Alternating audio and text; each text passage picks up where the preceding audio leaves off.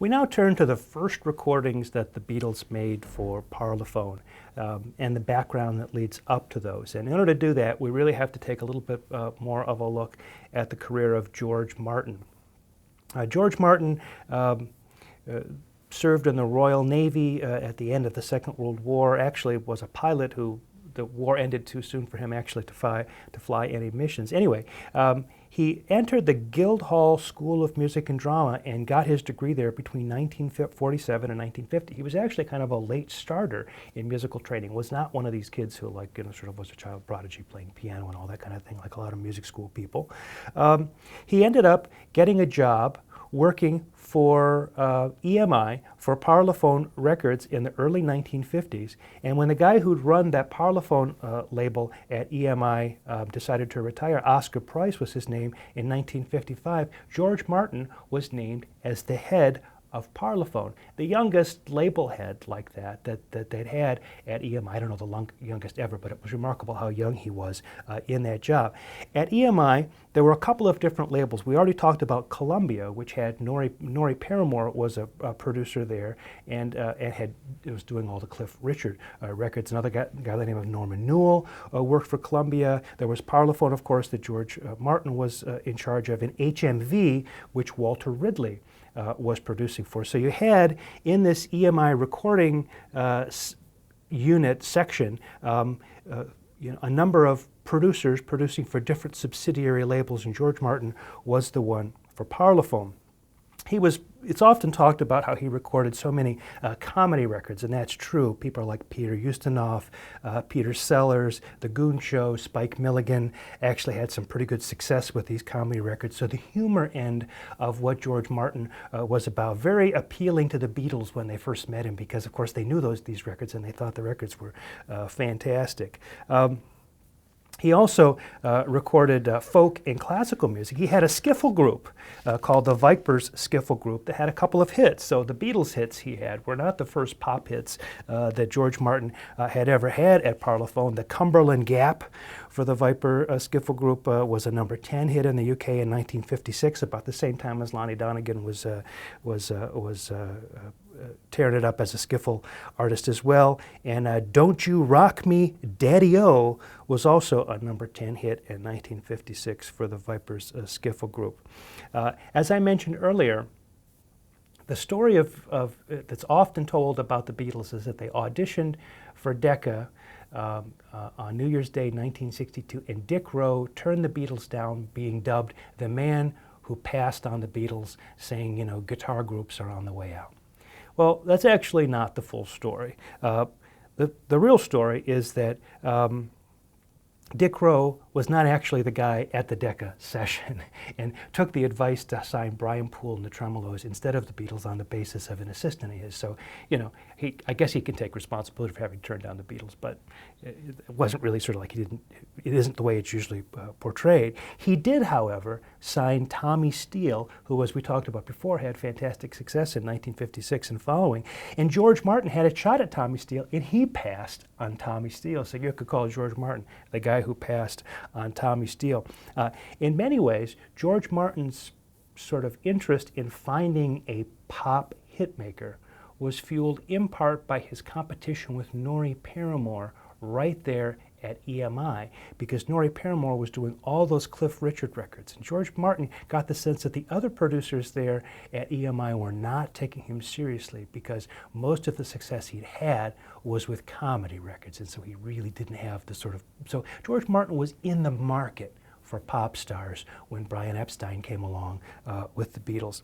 Another interesting story is that Decca passed on the Beatles, but the fact is that documentation has shown that, in fact, Brian Epstein had pitched the Beatles to EMI before Decca turned them down, and EMI turned the Beatles down before Decca turned the Beatles down.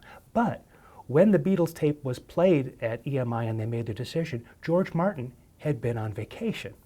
And so the other producers passed on the Beatles, but George Martin didn't know anything about it. So when Brian Epstein approached him a little bit later, it was as if he was approaching EMI for the first time. So interestingly enough, EMI turned down the Beatles before Decca turned down the Beatles, and George Martin, who was in fact very perceptive for having understood the value of the Beatles music, had passed on Tommy Steele earlier. So the story, as I said, is a little bit more complicated than it's often told. So here's a timeline on some of those early Beatles recordings at Parlophone. In June of 1962, they have their first EMI session, the summer of 1962. That's their audition. And Pete Best is still in the group at that point. George Martin hears something in the group, and he'd like to hear more, and he'd like to try to see if he can get one record out. Interestingly, documentation also shows that he had already signed a publishing agreement with Dick James and Brian Epstein for this music. So I suppose he figured, what did he have to lose to try a couple of records, see how it goes. That's kind of the way the popular music business often works. What did George Martin hear in that audition that the people at Decca didn't hear? Well, if you go back and listen to the Decca tapes, the Beatles are doing all cover versions, because that's, of course, what British pop stars did at the time. And that's not what they were best at, really, in many ways. I mean, I think their cover versions are great, but really, what was the real thing that caught George Martin and Dick James' attention was the publishing, the potential publishing of John Lennon and Paul McCartney with their own songs. And so he saw something there, but I can tell you that it probably was a sound business decision in every other respect for the Decca people to pass on the Beatles tape that they heard.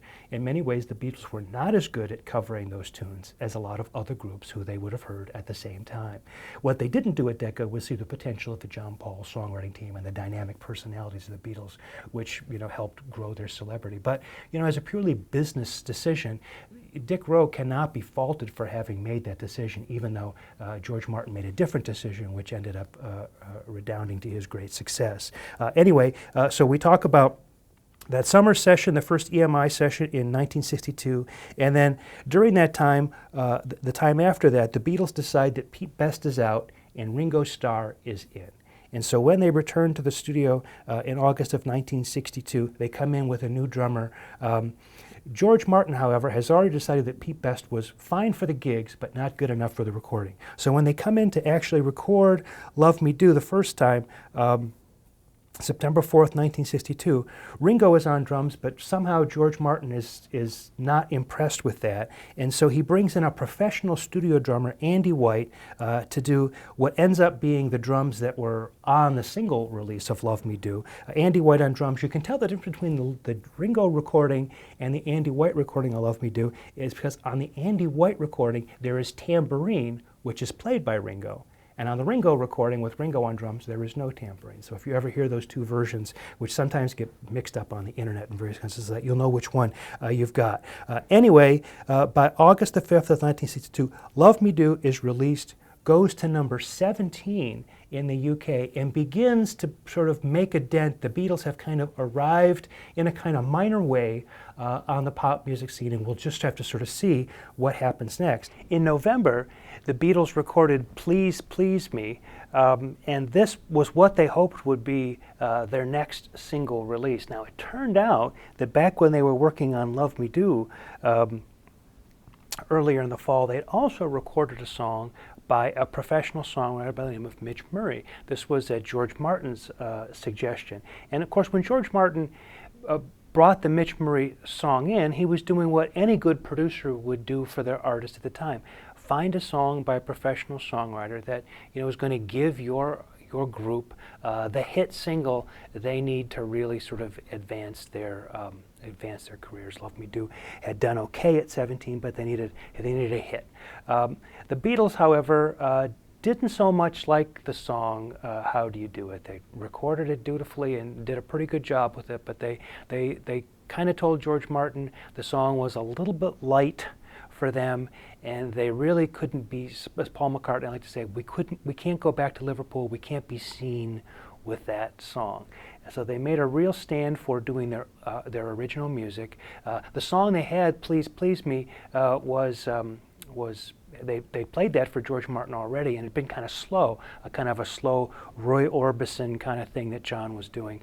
So they decided to speed it up and to tighten the vocal bits up a little bit, and they recorded this faster version of the song.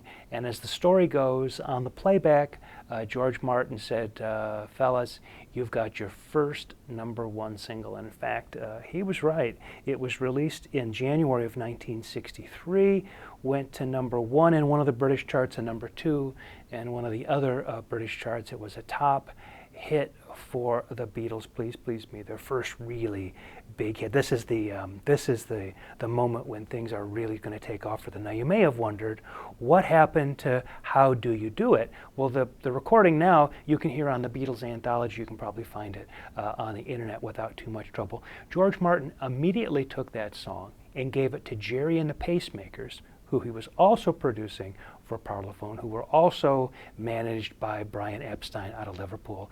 And How Do You Do It by Jerry and the Pacemakers, a couple months later, went to #1 on the British chart. So the Beatles were right, and George Martin was right. It's just that song, How Do You Do It, was not the right song for the Beatles.